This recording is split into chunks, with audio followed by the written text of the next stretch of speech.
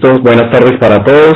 Los saludamos desde la Organización Panamericana de la Salud. Estamos aquí, Roberto Garza y Mauricio Beltrán. Vamos a dar inicio a nuestra tercera webinar de temas de sangre, las cuales se vienen desarrollando con apoyo de Global Healing, Grupo Cooperativo Iberoamericano de Medicina Transfusional y la Organización Panamericana de la Salud. Esta vez vamos a tener nuestra conferencia a cargo de la doctora Virginia Callao, directora de Banco de Sangre y Tejidos de Tarragona, en España. Ella es médico hemoterapista y nos va a platicar sobre el manejo de la gestante con RAI positivo. Doctora Virginia, bienvenida. Hola, ¿qué tal? ¿Cómo están todos? Bienvenidos también todos ustedes. Buenos días, allí en mi país estamos ya por la tarde y bueno, pues muchas gracias. Sí. Listo. Bueno, quería dar las gracias a los organizadores de este webinar, al Grupo Cooperativo Iberoamericano de Medicina Transfusional, a la OPS y Global Healing por haber pensado en mí para poder llevar a cabo esta conferencia, que la verdad es que para mí es un placer, un privilegio y espero que resulte interesante para todos. Gracias. Puedes iniciar entonces. De acuerdo.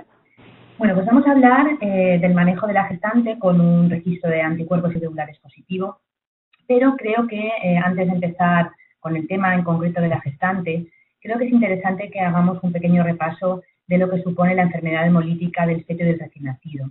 Es posible que en esta parte no les cuente nada novedoso, pero sí que quizá pues vayamos recordando conceptos y ordenándolos. Por tanto, la primera parte de la charla intentaré pues resumir un poquito cuál es la fisiopatología y las repercusiones de esta enfermedad y demostrar que a pesar de todos los esfuerzos de los últimos años es una enfermedad vigente hoy en día. Y ya en la segunda parte de la charla me centraré en cuáles son las estrategias para su prevención y para el manejo. La enfermedad hemolítica del feto y del recién nacido se produce porque existe una hemólisis de los hematíes del feto o del recién nacido debido al paso transplacentario de anticuerpos maternos que reconocen antígenos hereditarios fetales de origen materno. Se describió como síndrome de eritroblastosis fetalis porque se descubrió que había en estos fetos recién nacidos una gran cantidad de formas muy jóvenes de los glóbulos rojos en un intento de ese organismo de recuperarse de una hemólisis, de una anemia hemolítica progresiva. Ese rasgo es muy característico de esta enfermedad.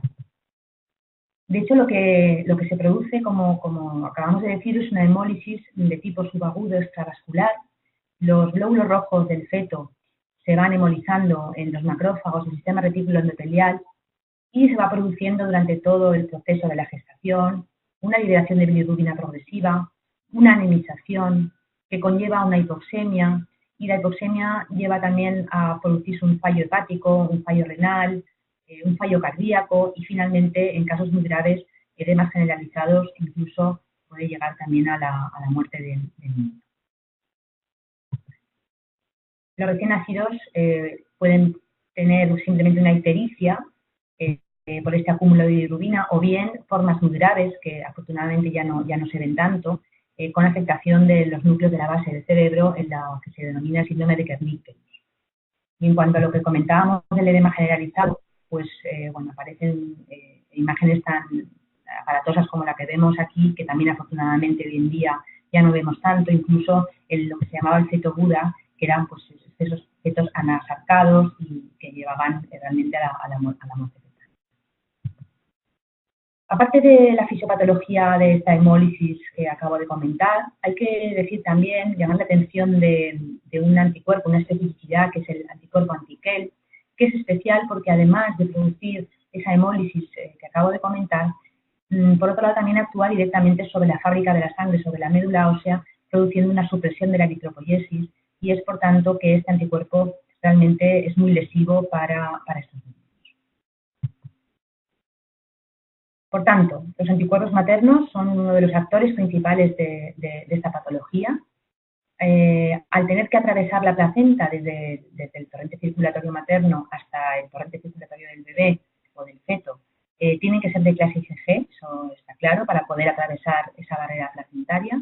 y cuando se unen a los glóbulos rojos del feto, se produce una positividad de la prueba directa de la antiglobulina, que como veremos luego es una de las técnicas que nos van a ayudar para el diagnóstico de la enfermedad. Depende de los anticuerpos maternos que sean implicados, hay diferentes tipos de enfermedad. La más habitual y afortunadamente la más leve sería la enfermedad producida por anticuerpos del sistema ABO. Siempre aparece o suele aparecer con más frecuencia en mamás de grupo O, que tienen anti-A, anti-B o incluso anti-AB de tipo IgG, y en recién nacidos de grupos AB o AB. Como digo, es la que habitualmente más encontramos, pero que menos afecta clínicamente al bebé. A diferencia de este tipo de anticuerpos, existe la enfermedad producida por anticuerpos irregulares, que como todos saben son aquellos anticuerpos que se producen frente a otros sistemas antigénicos distintos del ABO, que detectamos cuando realizamos el rastreo de anticuerpos irregulares, o lo que en España denominamos el escrutinio de anticuerpos irregulares, siempre en prueba de Kunz indirecto, y que para su aparición, para que los anticuerpos aparezcan en la plasma o el suelo de la mamá, debe haber un estímulo previo, lo que denominamos una aloinmunización. Por tanto, la aloinmunización tiene como base la exposición materna a un antígeno del cual carece sus hematíes. Y para que la mamá desarrolle los anticuerpos, para que haya una aloinmunización, tiene que haber un factor inmunizante. Y esos factores inmunizantes vamos a hablar fundamentalmente de dos. Por un lado, el primero sería la transfusión de hematíes. Todos sabemos que cuando transfundimos una bolsa de glóbulos rojos, evidentemente siempre lo vamos a hacer ABO compatible y RH compatible, pero existen muchos otros antígenos que no podemos respetar, sería muy difícil, es imposible. Y por tanto, toda transfusión de hematíes lleva consigo un riesgo de aloinmunización. Por otro lado, y ya más en el contexto de la gestación, se sabe que durante el proceso de la gestación siempre hay una cantidad variable de hemorragia feto-materna, paso de hematíes del feto a la madre, que empieza sobre todo a partir del segundo trimestre, empieza ya un riesgo bastante elevado, y va aumentando a medida que pasa la gestación hasta que en el momento del parto esa hemorragia feto-materna es bastante elevada. Y por tanto sería la segunda situación en la que podría haber una aloinmunización en la mamá. Hemos hablado de los anticuerpos de la mamá, pero el segundo actor, dijéramos, que está relacionado con esta patología serían los antígenos que están en la membrana de los hematíes del feto, que son antígenos procedentes del padre y que son los que recibirían, dijéramos, serían las dianas de esos anticuerpos de la madre.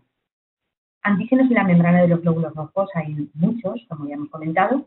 Los más importantes, los que están más implicados en esta enfermedad, ya lo hemos dicho, recordar, serían aquellos del sistema ABO, también el KEL, con esas características que hemos visto diferenciadas, y también los antígenos del sistema RH. Estos los he marcado porque son los más interesantes, los más importantes, pero no olvidar que hay muchos otros, como los del sistema KIT, DAFI, S y muchos otros más, y además van apareciendo algunos artículos que van aportando más información sobre algunos sistemas que ya también están relacionados con este tipo de enfermedades del recién nacido del feto. Bueno, pues ya hemos hablado de los anticuerpos, hemos hablado de los antígenos y vamos a ver cuáles serían los factores que influyen en la respuesta inmune materna a esos antígenos fetales. No todas las mamás van a aloinmunizarse ante el mismo estímulo. Y esto va a depender de muchas cosas. En primer lugar, del tipo de antígeno. Se sabe, de todos es conocido, que el antígeno RHD es el antígeno más inmunogénico. Por eso es, dijéramos, la enfermedad asociada al anti-D es la más comúnmente conocida, de la que más se habla. También tiene que ver la dosis del antígeno. Cuanto mayor cantidad de antígeno, mayor riesgo de aloinmunización. Sería un factor crítico. Cuanto mayor hemorragia fetomaterna, mayor riesgo de aloinmunización. Eso tiene importancia, por ejemplo, en la prevención postparto, como luego veremos. También está demostrado que cuando hay una incompatibilidad ABO entre la mamá y el feto, hay una reducción en la posibilidad de aloinmunización frente a otros antígenos, porque los anticuerpos ABO de la mamá de alguna manera protegerían a esta de ponerse en contacto con otros antígenos de los hematíes fetales, puesto que los bloquearían inmediatamente nada más atravesar la barrera placentaria. También se dice que el patrón de expresión de antígenos RH del feto puede influir. Se dice que cuando el patrón es R2R, al tener más cantidad de antígeno D, pues también hay más riesgo de aloinmunización. Y finalmente, por supuesto, evidentemente, la capacidad de respuesta inmune de la mamá. Hay personas que tienen más capacidad de respuesta inmune que otras. Yo también añadiría aquí que últimamente se sabe, se conoce, que hay diferentes situaciones como un proceso infeccioso, un cuadro febril o determinadas enfermedades que hacen que también las personas tengamos más riesgo en ese momento de aloinmunizar. Por tanto, como ven, hay muchas circunstancias que pueden modificar esa posibilidad de aloinmunización de la madre. Bueno, pues vamos a hablar un poquito ahora de cuál es la evolución de la importancia y la gravedad clínica de esa enfermedad. En los años 40, en el Reino Unido, se decía que un 10% de la mortalidad perinatal estaba relacionada con la enfermedad hemolítica del feto de recién nacido. En el año 1969 se hablaba de que la mortalidad era de 46 de cada 100.000 nacimientos. Y fíjense en 30 años cómo se redujo de manera significativa esta incidencia de la enfermedad. Y esto supongo que todos ya habrán pensado cuál sería el motivo. Y es que a partir del año 68 se empezó a utilizar la gamma-globulina anti-D para prevenir esa aloinmunización de la madre. Pero se utilizaba inicialmente únicamente en el momento postparto. Fue en el año 97, en la Conferencia de Consenso de Edimburgo, cuando se establecieron las bases de la profilaxis. Y ya se habló de que no solamente tenía que darse la gamma-globulina en el momento postnatal, sino también prenatal. Y esto es una cosa muy importante, como luego veremos también, para intentar reducir al máximo el riesgo de la aloinmunización frente al antígeno. Sin embargo, y a pesar de esa reducción tan significativa de la gravedad clínica y de la importancia, como vemos, hoy en día esta enfermedad sigue existiendo.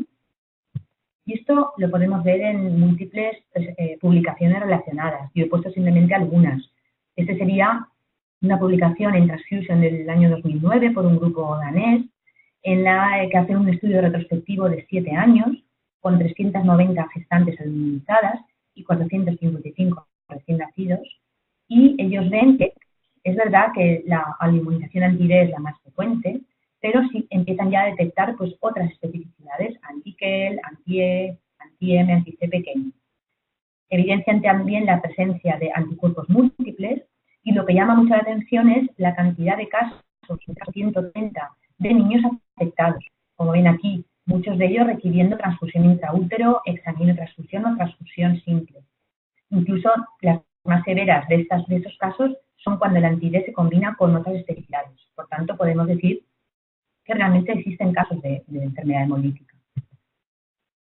Como veremos también luego, esta enfermedad se caracteriza porque requiere de un enfoque multidisciplinar. Los hematólogos o las personas que nos dedicamos a la inmunohematología, a la hemoterapia, tenemos que ir de la mano de los obstetras y de los neonatólogos para que podamos manejar de una manera más correcta esta enfermedad.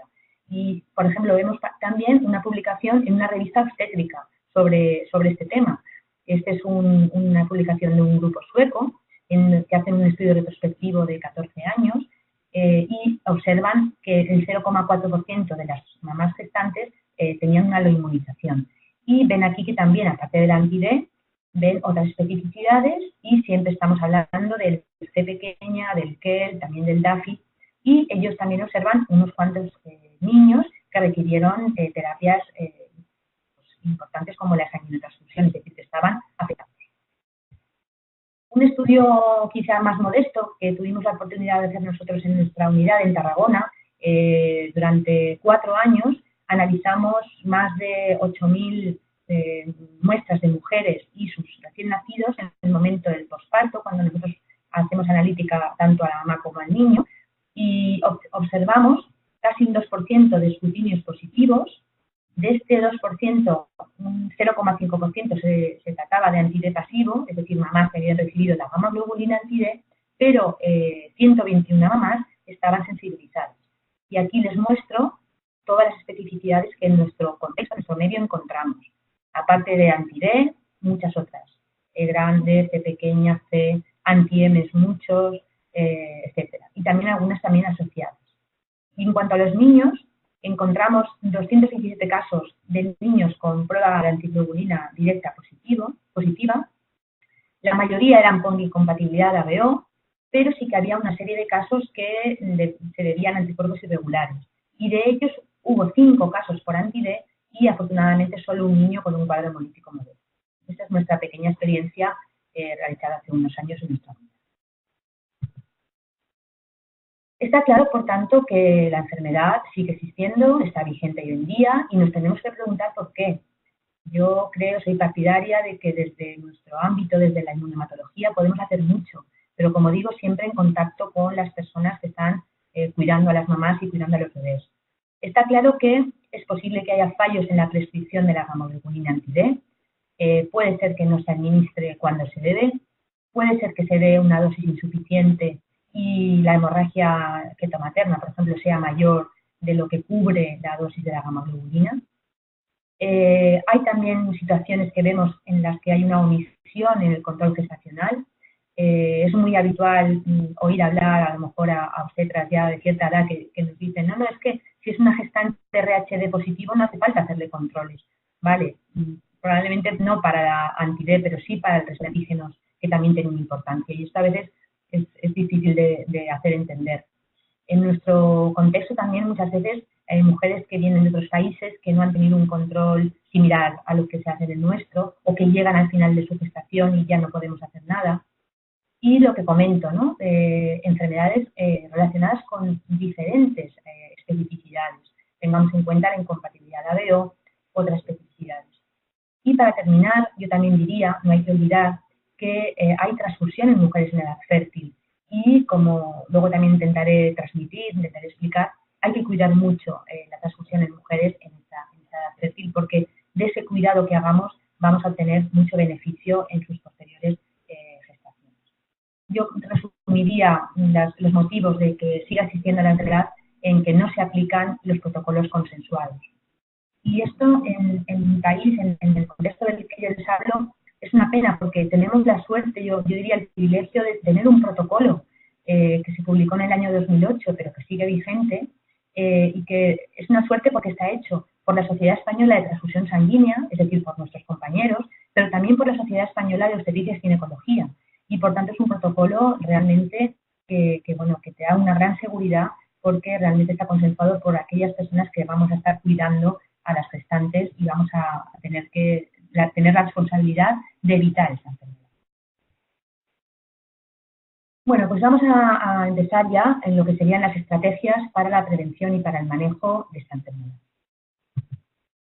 Y volver a decir que el laboratorio de inmunohematología tiene un importante papel y es lo que también, a mi modo de ver, hace esta patología pues interesante, ¿no? El poder hacer más cosas y el poder tener beneficios cuando se hacen las cosas bien.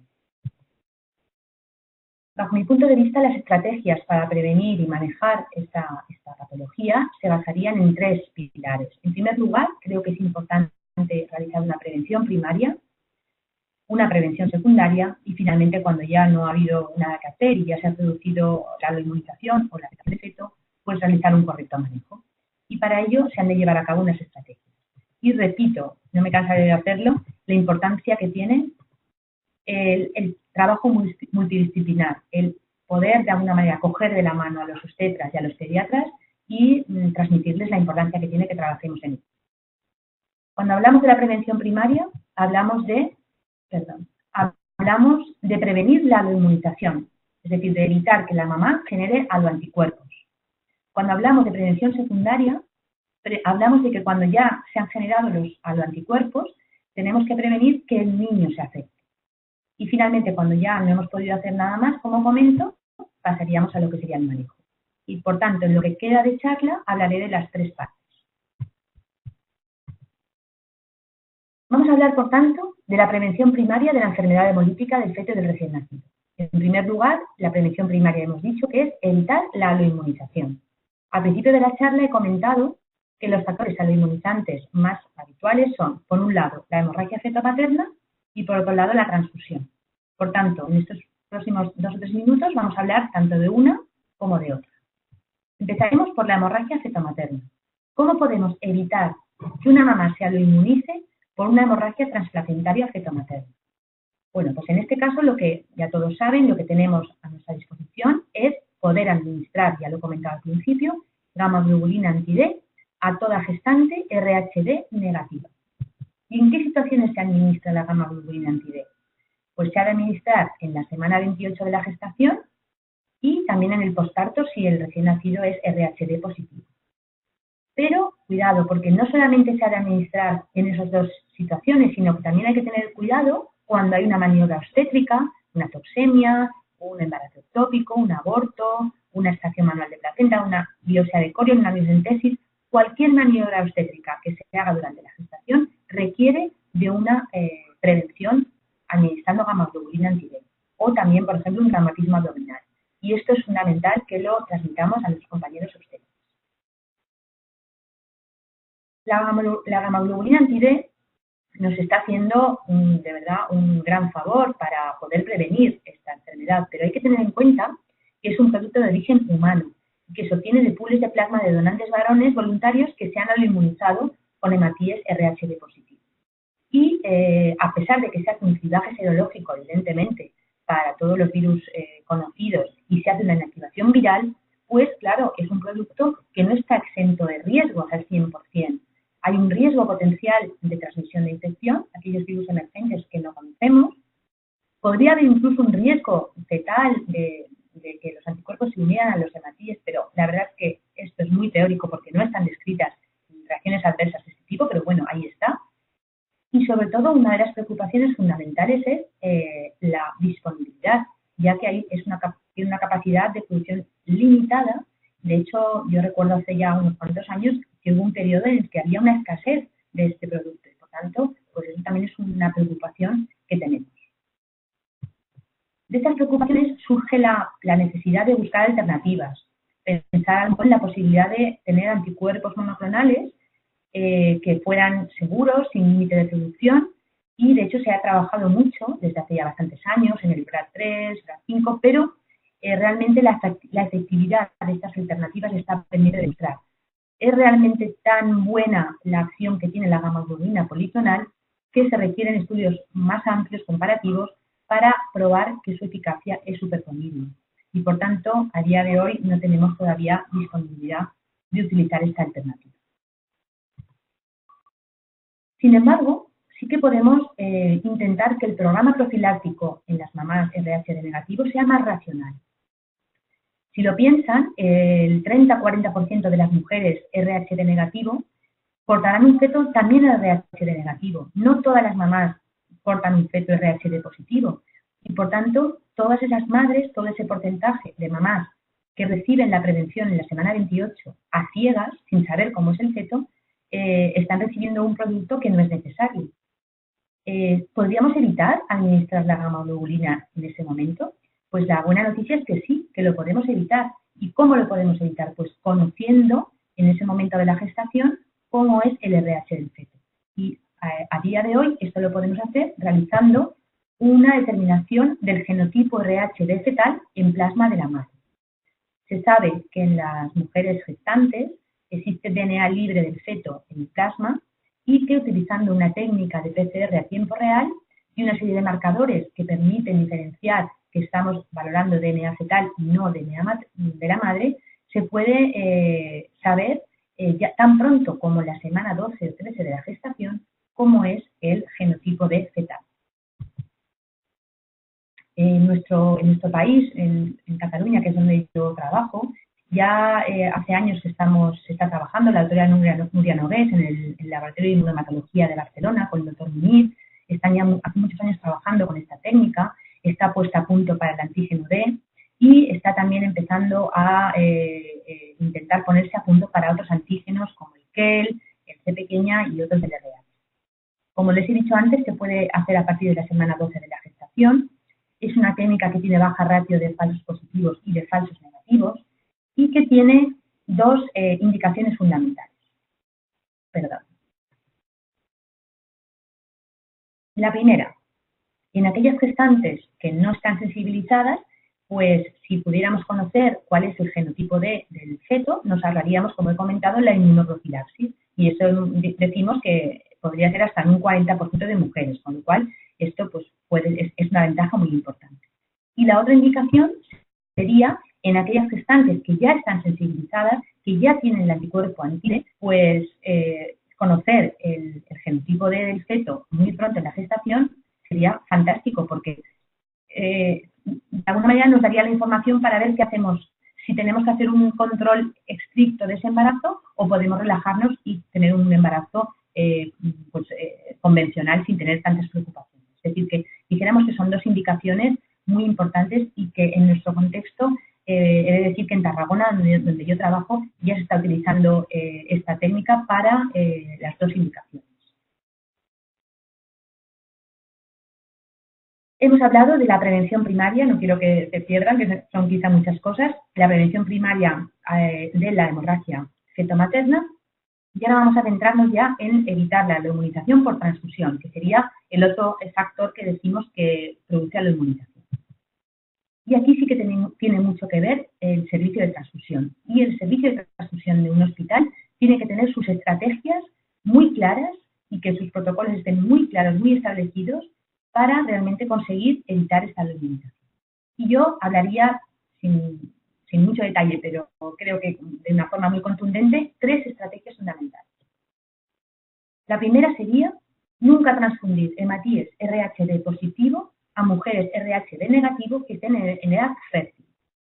Normalmente sí intentamos siempre en todos los servicios de transfusión respetar el RHD, pero en algunas ocasiones les confieso que es muy difícil porque no tenemos a lo mejor un stock suficiente y estamos a lo mejor hablando de un paciente varón muy anciano que a lo mejor es la única transfusión que va a recibir. Y en algunas ocasiones pues nos ha tocado no respetar el RHD. Esto nunca lo haremos cuando hablamos de una mujer en edad fértil. ¿Hasta qué edad supone la edad fértil? Pues eso en cada lugar pues se decide una edad. Nosotros estamos hablando de 50 años. La segunda estrategia que yo creo que es muy importante, si es posible, en un servicio de transfusión, sería respetar, además del ABO-RHD, por supuesto, el fenotipo RH completo PICEL en todas las mujeres en edad fértil. También en nuestro caso lo hacemos hasta los 50 años. Siempre que se pueda, siempre que por stock tengamos el componente sanguíneo adecuado, siempre que la urgencia lo permita. Pero la verdad es que nosotros lo estamos haciendo, intentando hacer, porque realmente está clarísimo y hace ya muchos años que está publicado. Esas son publicaciones muy antiguas, pero que son muy contundentes, que nos hablan de la importancia de los anti-C pequeña y anti-CEL post-transfusión en producir enfermedad hemolítica más grave que cuando se adquieren por gestación. De hecho, hay, como les digo, muchas publicaciones que nos están aconsejando intentar transfundir sangre ISO-CEL e ISO-RH a mujeres por debajo de 45, aquí en este caso de 50, cada uno decide la edad, pero sí muy importante respetar esto. Se sabe que la transfusión de hematíes es el factor de riesgo independiente más importante para la inmunización no RHD en la gestación y que si hacemos esa prevención primaria vamos a reducir en un 50% el riesgo de inmunización y por tanto vamos a reducir en un 50% también el riesgo de que aparezca enfermedad hemolítica al recién nacido en posteriores gestaciones. Así que, bueno, yo desde aquí pues lanzo esta idea de intentar hacerlo si es posible, si el contexto lo permite, evidentemente si el stock y la urgencia lo permite. Finalmente, la tercera estrategia sería, en el caso de la transfusión de pools de plaquetas RHD incompatibles, también administrar la hemoglobina anti-D a todas las mujeres en edad fértil que reciben ese tipo de producto. Cada día los productos plaquetarios tienen menos glóbulos rojos. Prácticamente ya estamos hablando de muy pocos, pero siempre está la duda de que pueda quedar algún glóbulo rojo y, de hecho, se han visto casos de inmunización por transfusión de plaquetas RHD incompatibles. Hemos acabado aquí lo que sería la prevención primaria y vamos a pasar ya a lo que sería la prevención secundaria, es decir, no hemos podido evitar la inmunización y ahora tenemos que hacer todo lo que podamos para prevenir que el feto se afecte. Y tenemos que hacer dos cosas. Por un lado, si esa inmunización ya está llevada a cabo, hay que detectarla cuanto antes y hacer un seguimiento y también detectar cómo se está comportando el feto y realmente si hay o no afectación del feto relacionada con esa especificidad, con ese anticuerpo. Y vuelvo otra vez a comentar que lo que les voy a decir a partir de ahora está basado en ese protocolo de diagnóstico y prevención de la enfermedad del feto del recién nacido, nuestro en español, que está a disposición de todos los que lo quieran, evidentemente, porque realmente a mí personalmente me parece muy clarificador. Bueno, el protocolo la verdad es que tiene bastantes páginas explicativas, pero lo que les voy a hablar es de unos esquemas que hay al final del protocolo que resumen lo que se comenta, que son estos siguientes esquemas que están viendo aquí. Lo que nos dice en primer lugar es que en el primer trimestre de la gestación a todas las gestantes hay que realizarles el grupo ABO-RHD y el escrutinio de anticuerpos irregulares, tanto si son RHD positivo como si son RHD negativo, ¿vale? Y ya vamos a ir siguiendo en dependencia de los resultados. Por tanto, lo que digo, primer control en la semana 10 a 16 de la gestación, el grupo ABO, la tipificación RHD y en casos de resultados dudosos, de momento pensar que es RHD negativo y enviar a centro de referencia para acabar de estudiar si es una variante del D. En principio, si no está claro, mejor proteger a la madre catalogándola de negativo. Y evidentemente el escrutinio de anticuerpos irregulares o rastreo, como dicen aquí, de anticuerpos irregulares en técnica de antiglobulina indirecta, fundamental. Y en el caso de que sea positivo, identificar los anticuerpos y sobre todo valorar su significado clínico. No todas las especificidades tienen significado clínico. Algunas anticuerpos son de clase IgM, por tanto, estos no van a atravesar la placenta, podemos olvidarnos. Algunos sabemos que están representados en los tejidos placentarios y se van a quedar allí los anticuerpos adheridos a sus antígenos en la propia placenta, tampoco van a afectar al feto. Y también sabemos que hay algunos sistemas antigénicos que todavía no están desarrollados en el feto y por tanto tampoco nos van a producir un problema. Sin embargo, hay otras especificidades que sí que están muy establecido y muy publicado y muy claro, que son clínicamente significativos. Como ya he comentado, anti-D, anti-C pequeña y anti-KEL, como las estrellas, dijéramos, pero otros que no hay que olvidar, como E, C, DAFI, KIT, S. También decir que ante toda gestante que tenga una especificidad que simule o que parezca un anti-D más C, hay que descartar que no haya un posible anti-G, que ya saben que es un antígeno, el G es un antígeno que se encuentra en los hematíes que tienen el antígeno D y el antígeno C, y por tanto puede simular un anti-D más C. Y cuando un anticuerpo pueda ser IgG o IgM, típicamente esto pasa en los anti-M, por ejemplo, hay que valorar la clase de inmunoglobulina para saber si hay que preocuparse o no hay que preocuparse. Vale, pues después de esa primera analítica que hacemos en la semana 10 a 16, ¿qué hacemos después? Bueno, pues si la gestante es RHD positivo y no está sensibilizada, haremos un segundo rastreo de anticuerpos en el tercer trimestre para valorar autoinmunizaciones tardías. Si la gestante es RHD negativo y no está sensibilizada, realizaremos otro rastreo antes de la semana 28. ¿Para qué? Para valorar la inmunización tardía y para saber si hay que dar o no la gamma-globulina anti-D. Y en estos casos no aconsejamos repetir el rastreo después de haber dado la gamma-globulina, porque entonces lo que nos vamos a encontrar en el panel de identificación es el patrón de anti-D seguramente pasivo por la gamma-globulina. Por tanto, eso serían las dos situaciones cuando la gestante no está sensibilizada, RHD positivo y RHD negativo. Y en el caso de que ya en el primer control de la gestación encontramos un halo anticuerpo, aquí ya el protocolo nos da un protocolo específico, un algoritmo, específico, que es este de aquí. ¿Qué hacer cuando la gestante está sensibilizada?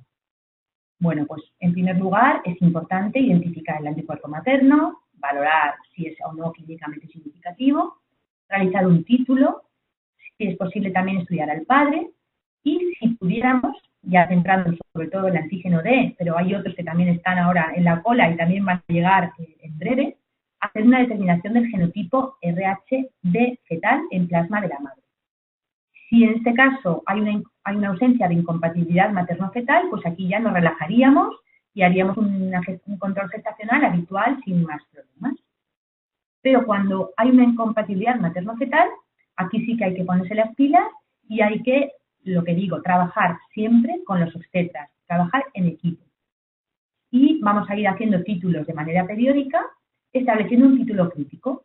El título crítico de los anticuerpos anti-D siempre se ha establecido en título 16 o 32, pero por nuestra experiencia, y en el protocolo así queda constancia, el título 128 es el que realmente, a partir de él, está claro que va a haber mucho más riesgo de afectación fetal y por debajo mucho menor riesgo. Por tanto, nosotros establecemos ese título como crítico para cambiar un poco nuestra actitud.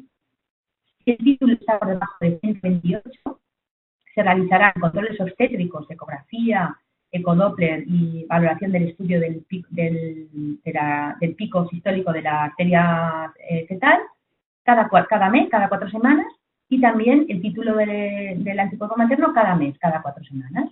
En el caso de que el título inicial sea mayor a 128, esos controles obstétricos y analíticos se reducirán a cada 2 semanas.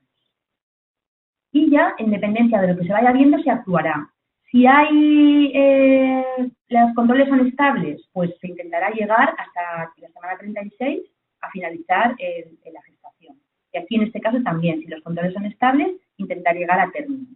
Pero cuando empieza a haber problemas de títulos muy altos, de sospecha de ascitis, de sospecha de anemia, pues es muy importante realizar una portocentesis para poder saber si el feto está anémico o no, y en ese momento también valorar una transfusión intraútero e intentar acabar la gestación cuanto antes, cuando nos lo permita la madurez del bebé. Así que eso sería un poquito, muy resumido, la actitud que tendríamos. Está muy centrado en los anticuerpos anti-D, pero se puede trasladar a cualquier especificidad. No he comentado que en el caso de que la mamá tenga antecedentes de enfermedad grave ya en anteriores embarazos, hidrops, muerte fetal o perinatal, aquí había que tratar a la madre ya al principio con inmunoglobulinas e incluso ya empezar la transfusión intraútero de este nuevo feto. Para controlar la inmunización es muy importante realizar un seguimiento, como ya hemos visto, basado en titular el anticuerpo ya detectado, en evaluar posibles anticuerpos añadidos, que a veces nos olvidamos que pueden aparecer, o hacer otras pruebas complementarias que nos pueden ayudar, como ya he comentado, ¿no? Me gustaría hablar un pelín más de profundidad del título del anticuerpo materno. Es muy importante, esto es una técnica que se ha usado siempre para control de la inmunización y la gestación, y que se le ha dado quizá mucha importancia. Y yo quiero decir que tiene importancia realmente, pero que siempre tiene que estar relacionado con los datos que nos den los obstetras. No solo nos hemos de basar en el título. Es importante, si es posible, que el título se realice en toda la gestación, en el mismo laboratorio y con la misma tecnología, si es posible, ¿vale? Utilizar una célula heterocigota para el antígeno, con la excepción del título frente al antígeno D, que en este caso se recomienda utilizar una célula R2R2, porque la expresión antigénica del antígeno D aquí es más constante. Y sobre todo para lo que nos interesa el título es para ver la tendencia, siempre ir comparando el título anterior con el título actual, ir viendo la tendencia y cuando veamos que nos acercamos al título crítico, tomar decisiones como ya hemos visto en el algoritmo anterior. Hay también pruebas funcionales, que son pruebas que nos dicen si los anticuerpos son biológicamente activos o no, si los anticuerpos son hemolizantes o no. Y están indicadas en aquellas situaciones en las que el anticuerpo ya tiene un título muy alto, pero no observamos signos obstétricos de afectación fetal. Y nos ayudan a indicar o no la portocentesis. Son técnicas como la luminiscencia, la actividad fagocítica mononuclear y otras que se realizan únicamente en laboratorios de referencia.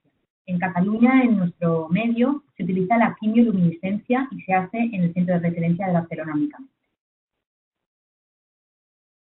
Ya digo que el control obstétrico es algo fundamental que debe acompañar a los controles analíticos y la decisión de transfusión intrauterina se debe llevar a cabo en dependencia del riesgo que tenga el feto, el riesgo de anemia que tenga el feto, porque ojo que también puede haber un riesgo para un aumento de riesgo de abortos y de problemas, y también de aumentos de aluminización.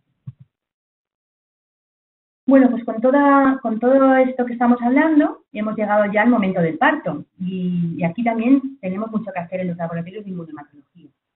Porque en el momento del parto debemos hacer el estudio postnatal. No sé cómo lo hacen en el resto de países, pero nosotros en nuestro medio solemos hacer el estudio a la mamá y al bebé en paralelo. Recibimos muestra de los dos, a la mamá le realizamos el grupo ABO-RHD, el rastreo de anticuerpos y la investigación si procede, y al recién nacido, en la sangre de cordón, le realizamos el grupo ABO-RHD, la prueba directa de la antiglobulina y, en el caso de que esta sea positiva, el eluvino. Estas pruebas nos permiten valorar incompatibilidad de ABO entre los dos, incompatibilidad de RH o la presencia de otros anticuerpos irregulares en la mamá. En el caso de que la mamá sea RHD negativo y el niño sea RHD positivo y la mamá no esté inmunizada, daremos la orden o daremos el consejo a nuestros compañeros del servicio de obstetricia de administrar la gamoglobulina anti-D a la mamá. Y ya para terminar, las 3 o 4 diapositivas me van a servir para explicarles que en algunas ocasiones el diagnóstico de esta enfermedad se realiza en el momento postnatal y lo habitual es que nos llamen del servicio de pediatría diciéndonos que hay un niño que tiene una ictericia o que tiene una anemia que no contaban con ella y que sospechan un proceso hemolítico. Nosotros siempre les diremos que intenten buscar también otras causas, ¿no?, de hemólisis y que realmente confirmen que estamos hablando de un proceso hemolítico, porque a veces la anemia puede ser por otros motivos, ¿no? Pero nosotros en los laboratorios de inmunohematología tendremos que hacer 2 cosas. En primer lugar, confirmar que esa hemólisis que en principio el niño tiene es de origen inmune y, en segundo lugar, identificar el anticuerpo que está produciendo esa hemólisis. ¿Y cómo lo hacemos? Para confirmar el origen inmune de la hemólisis, lo que tendremos que hacer es demostrar que en los glóbulos rojos del bebé hay adheridos anticuerpos de clase IgG. Y eso lo haremos realizando un test directo de Coombs o un test directo de la antiglobulina. Y para saber el anticuerpo del que estamos hablando, pues tendremos que ir en búsqueda de aquel anticuerpo que sospechemos. Puede ser que sospechemos una enfermedad por incompatibilidad ABO, que como he comentado al principio de la charla es la más frecuente. Y esta se debe a la presencia de anticuerpos anti-A o anti-B de clase IgG de origen materno en la sangre del niño. ¿Qué técnicas usaremos? Pues el estudio de los grupos sanguíneos de ambos, el estudio del eluido de los hematíes del recién nacido y también descartar la presencia de anticuerpos irregulares. No nos centremos únicamente en el ABO, porque a veces pueden estar combinados. Y en el caso de que lo que sospechemos sea una enfermedad por anticuerpos irregulares, pues entonces habrá que estudiar e identificar los anticuerpos en el plasma de la madre. Mucho cuidado cuando detectamos un anti-D, porque a veces estamos ante restos de un anti-D pasivo y eso es fundamental saberlo, porque si realmente es un anti-D pasivo, es decir, secundario a que la mamá recibió en la gestación gamoglobulina, habrá que repetir la administración de gamoglobulina postparto si el niño es D positivo, y si es un anti-D real no habrá que dar la gamoglobulina porque ya no prevenimos nada. También es importante en este contexto realizar el fenotipo eritrocitario de mamá y de bebé, también el del eluido y en el caso de que sea necesario estudiar también los hematíes de papá. Y bueno, pues con todo esto podemos, yo creo que concluir en que realmente creo que está demostrado que es una enfermedad que hoy en día existe, que está muy claro que no siempre se debe a anticuerpos anti-D y que realmente de manera relativa han ido aumentando otras especificidades frente a la que ya conocíamos de siempre, que realmente es posible prevenirla, que disponemos, al menos en nuestro contexto y a disposición de los que lo necesiten, un protocolo de actuación consensuado y que, una vez más, la colaboración entre los servicios de transfusión, obstetricia y pediatría es realmente imprescindible para, al menos, prevenir o manejar con éxito, si ya no hay posibilidad de prevenir, esta patología. Desde aquí le quiero dar las gracias al doctor Eduardo Muñiz Díaz, siempre me ayuda muchísimo y sobre todo este tema es un tema en que disfrutamos los dos y gracias a todos por escucharme. Perfecto, muchísimas gracias, doctora Virginia. Ahora pasamos a abrir el espacio para preguntas, para comentarios. Le recuerdo a los participantes que pueden dar clic en el botón de la manita por si quieren hacer ustedes la pregunta o el comentario directamente, o pueden escribir en la sección del chat y la doctora Virginia las va a ir revisando y aclarando con ustedes. Así que adelante. No sé si alguien que quiera hacer una pregunta directamente.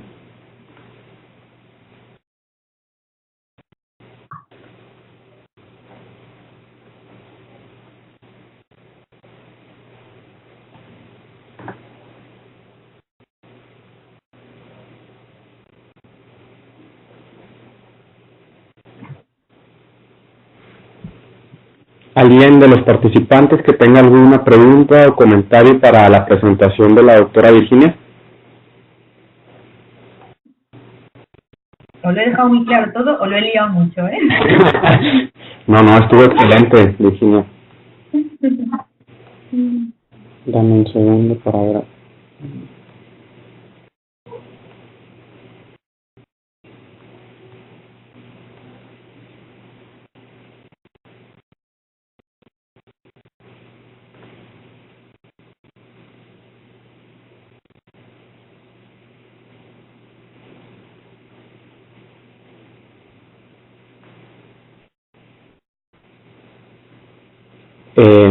Bueno, un recordatorio, si alguno de los participantes tiene alguna pregunta, algún comentario, lo pueden escribir directamente en la sección del chat o levantar la manita dándole clic al botón y yo les cedo la palabra. Virginia, en la sección del chat tenemos una pregunta. Vale, a ver.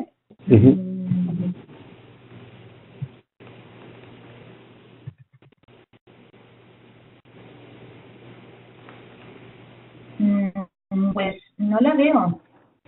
¿Estoy en el chat? Hasta mero abajo. Estoy abajo de todo.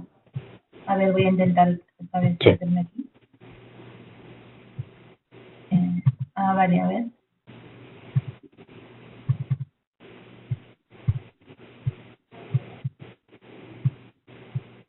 No la veo, ¿eh? ¿Tú me la puedes...? Perfecto. Yo la puedo leer, claro que sí. Es por parte de la Cruz Roja Ecuatoriana y nos dice, cuando se tuvo un parto en el cual el bebé se diagnosticó con ictericia moderada por incompatibilidad, algo que se recomienda para el segundo embarazo. ¿Por incompatibilidad de qué tipo? Y ahora, perdón, faltaba una parte. Padre A positivo y madre O positivo. Padre A positivo y madre O positivo. Así es. Vale. Y pregunta qué se recomienda para el siguiente embarazo. Así es. Vale, a ver, yo creo que si el niño tiene una ictericia moderada que se ha resuelto con fototerapia y no ha habido más problemas, y el título de la madre no es muy alto, se puede decir que no tiene por qué pasar otra vez en el siguiente embarazo, ¿no? O sea, la incompatibilidad BO, lo habitual es que sea leve. Es muy raro, excepcional, que haya un problema importante por incompatibilidad ABO.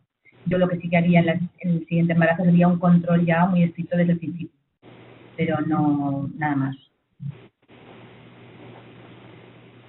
De acuerdo, muchas gracias, Virginia. Déjame revisar. ¿Algún participante que quiera hacer una pregunta directamente? Les recuerdo que pueden dar clic en el botón de la manita y yo con mucho gusto les cedo la palabra. O también escribirla directamente en la sección del chat.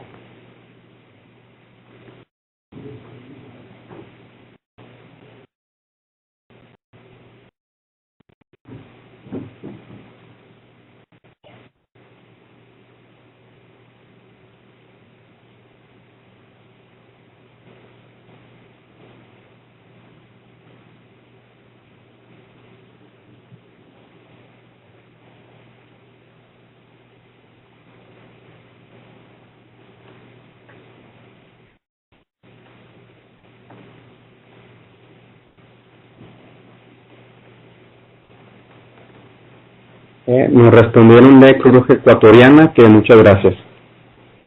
Gracias a ellos por preguntar. Dolores Márquez nos menciona que gracias, excelente presentación y saludos. Gracias, Dolores, gracias a ti.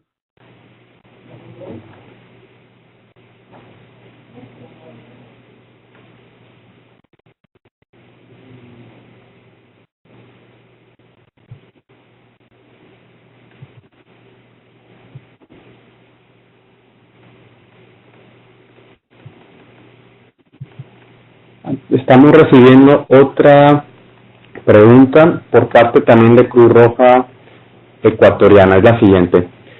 Para transfusiones pediátricas a bebés con anemia hemolítica, ¿con qué tiempo se recomienda que tenga el paquete globular?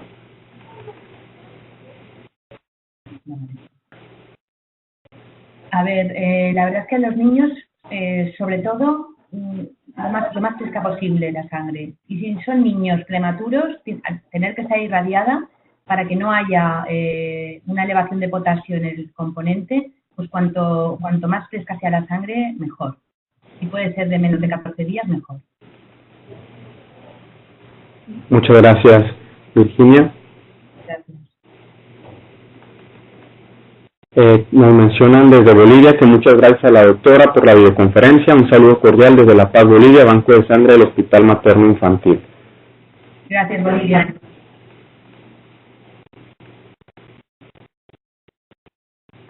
Tenemos ahora por parte de Gloria Barco, dice lo siguiente. En nuestra institución no manejamos pacientes maternas, por lo que no tenemos mucha experiencia. No nos quedó claro cómo diferenciar el anti-D producido por la madre del anti-D administrado por la gamma globulina. Pues la única forma de saberlo es ir a hablar con la madre y revisar la cartilla de la embarazada. Aquí no sé si en su país es así, pero en nuestro país todas las gestantes llevan una cartilla donde se va apuntando toda la medicación, las reactuaciones que se hacen durante toda la gestación. Y entonces, en el caso de que esta mamá haya recibido la gamma globulina durante la gestación, ya en el momento del parto, la aparición de un anti-D ya se atribuye a esa gamma globulina y por tanto lo que hacemos es repetir la dosis de gamma globulina. Si durante la gestación no ha recibido la gamma globulina y en el momento del parto detectamos que hay un anti-D, pues eso es claramente que la mamá se ha inmunizado. Hablamos siempre de que el niño sea positivo, por supuesto, ¿eh? Y en este caso ya la consideramos que está aloinmunizada y ya no es necesario dar la gamma globulina. También es cierto que normalmente cuando vemos un panel por gamma globulina suele ser más débil en técnica de antiglobulina, a veces lo potenciamos en enzimas, pero cuando es una alimentación activa suele ser un anti-D más claro en antiglobulina. Eso es una cosa también que de debatir. Pero sobre todo la información de la mamá es lo que nos va a ayudar a diferenciar. Muchas gracias, Virginia. Gracias a vosotros. Aquí tenemos otra pregunta por parte de Jimena Pérez. Dice, excelente presentación. Mi consulta es, ¿qué antisuero anti-D recomienda para la tipificación de gestantes teniendo en cuenta las variables del antígeno D? A ver, yo creo que para las gestantes, igual que para las personas que reciben transfusión, tiene que ser un anticuerpo que no detecte la variante D6. Un único anti-D que no detecte la variante D6. No hace falta que utilicemos varios anti-Ds, ¿vale? Porque así nos evitamos problemas. Y en el caso de que haya una reacción que sea débil, débil hablo por debajo de 2 cruces y media, 3 cruces, que no tengamos claro, entonces hay que enviar centro de referencia si es que tenemos disponibilidad y considerar la RH de negativo.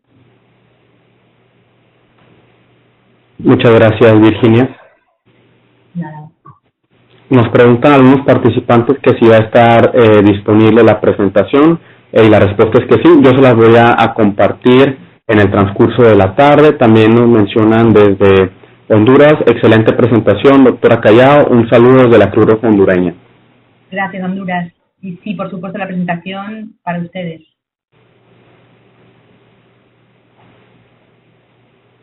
Muy bien. Bueno, pues no vemos por lo pronto alguna otra pregunta. No sé, nuevamente si alguien quiera participar, levantando la manita, dándole clic al botón, con mucho gusto le cedo la palabra.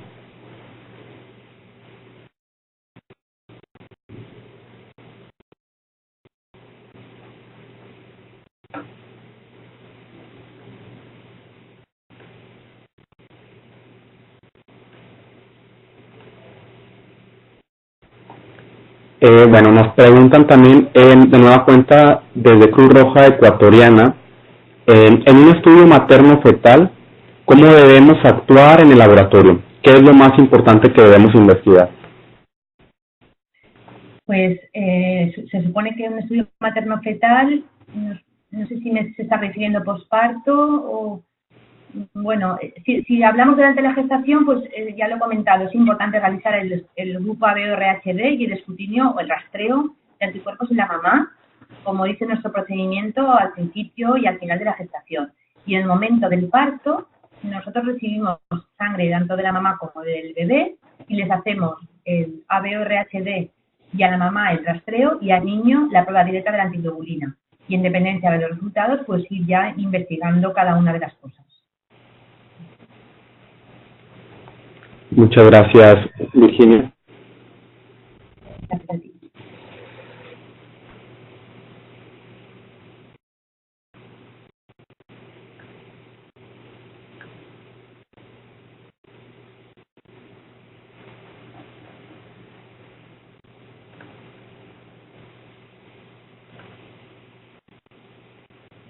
Bueno, pues por lo pronto no tenemos otra pregunta o comentario, tanto en el chat como en la opción de participar directamente en el botón de la manita. Así que creo que con esto damos por cerrada la presentación. Igualmente recordarle a los participantes que si se han quedado con alguna pregunta o un comentario, pueden escribir directamente a la doctora Virginia. Ya posteriormente, cuando compartamos el enlace a la grabación, ahí podrán ver los datos. Y bueno, a nombre del Grupo Cooperativo Iberoamericano de Medicina Transfusional, de la Organización Panamericana de Salud y de la Organización Global Healing, darle las gracias a la doctora Virginia por esta excelente presentación, por su disposición y por los deseos de colaborar y apoyar a todos nosotros. Muchísimas gracias a todos, es un placer para mí. Muchas gracias, doctora Virginia, y pues también darle las gracias a todos los participantes que estuvieron al tanto. Les agradecemos por su tiempo, por conectarse, y les estaremos enviando toda la información de esta sesión y de las próximas en el transcurso de esta tarde. Muchas gracias a todos y que tengan buena tarde. Gracias. Hasta luego. Hasta luego, muchas gracias.